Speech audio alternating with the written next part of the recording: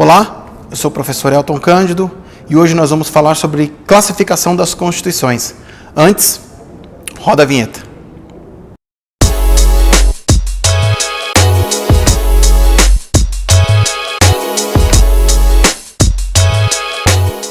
Olá, hoje nós vamos falar sobre classificação das constituições.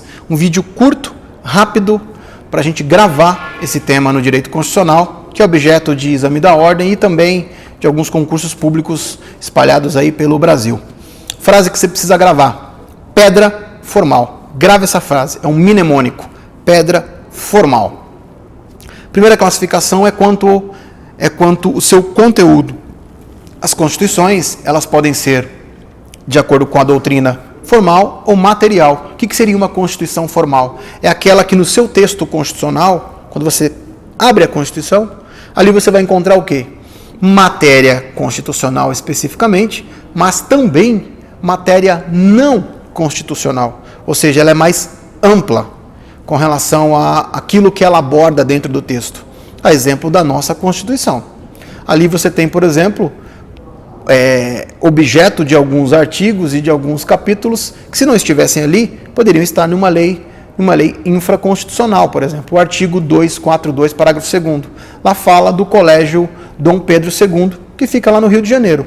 Isso faz algum sentido estar na Constituição? E se não estivesse? Se não estivesse, poderia estar numa lei infraconstitucional. Isso é um exemplo de conteúdo formal. E o material? Material seria aquela Constituição onde, no seu texto, só existe matéria especificamente constitucional. Poderia citar a Constituição Americana de 1787. 7 artigos apenas. Ali você só tem questões constitucionais. Então, essa é a primeira classificação, quanto ao seu conteúdo. Segunda classificação, quanto à sua forma. A Constituição pode ser escrita e não escrita.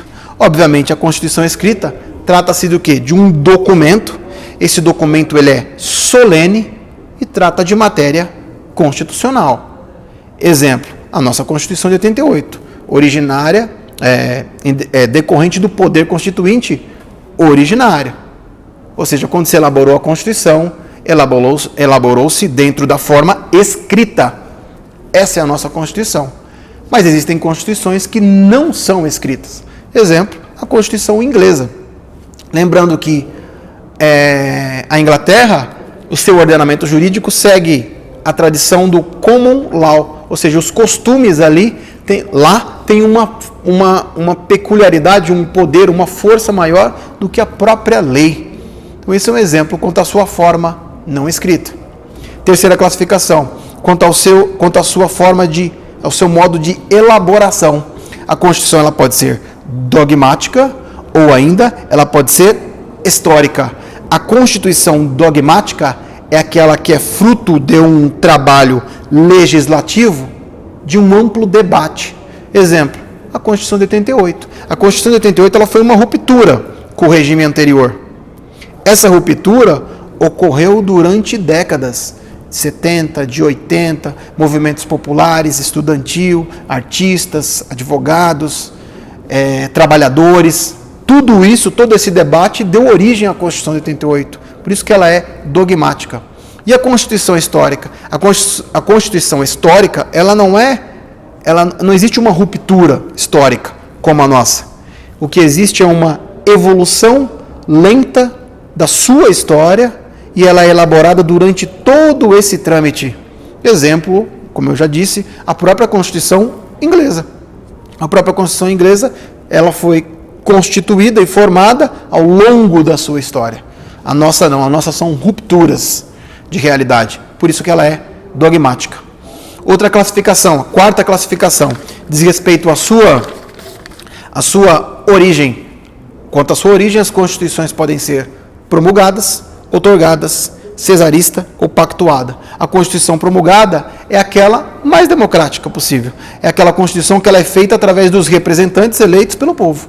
Então, em outras palavras, a Constituição promulgada, ela tem a participação do povo, tem a participação popular.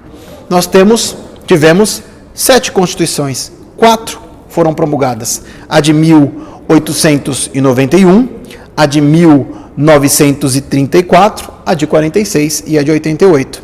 Exemplo de Constituição promulgada. A Constituição outorgada, diferentemente da promulgada, ela é aquela que nós não temos participação popular, ela é imposta, ela é exigida, digamos assim, ela é mais arbitrária. E nós tivemos 3 constituições dessa modalidade. A primeira, de 1824, a de 1937 e a de 1967, do regime militar. Terceira, a cesarista. A cesarista ou bonapartista, lembra de Napoleão Bonaparte?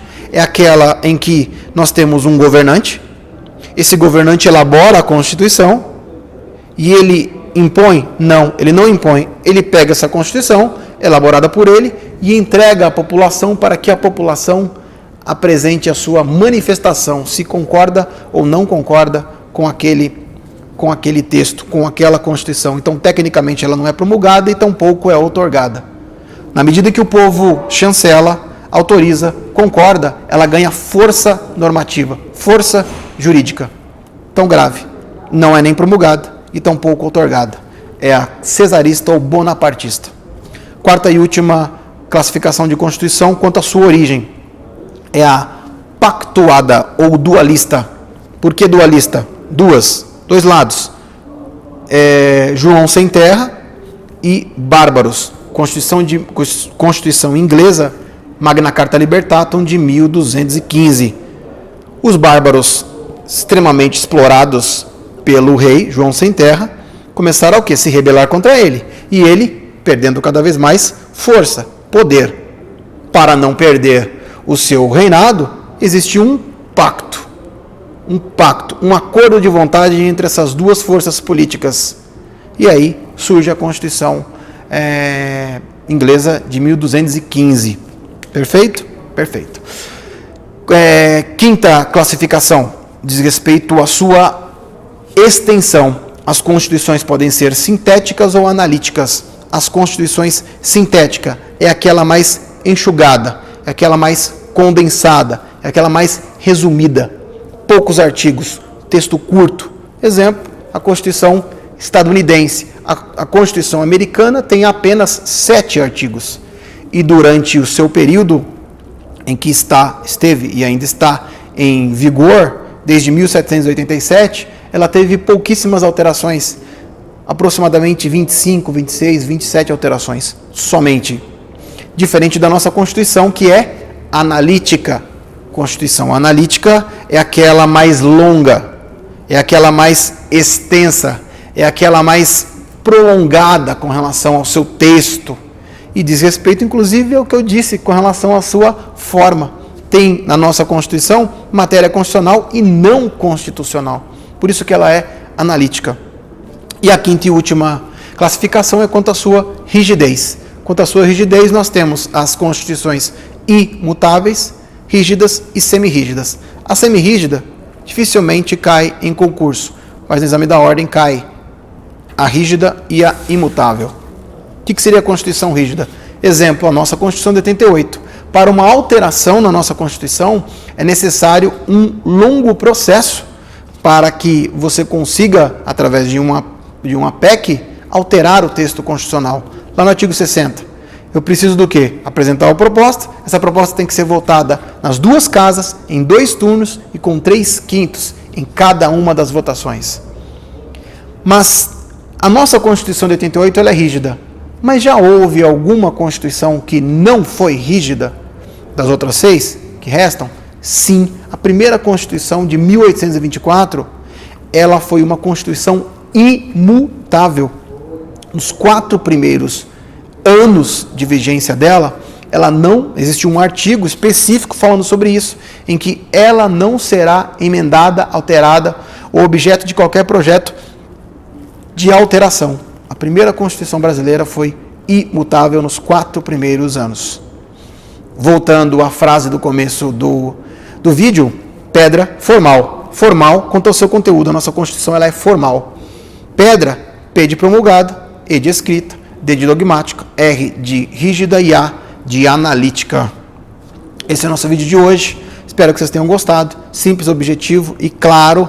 Dá o seu joinha, clique no sininho para receber as próximas notificações e divulguem o vídeo para os seus colegas. Um grande abraço. Deus abençoe a todos.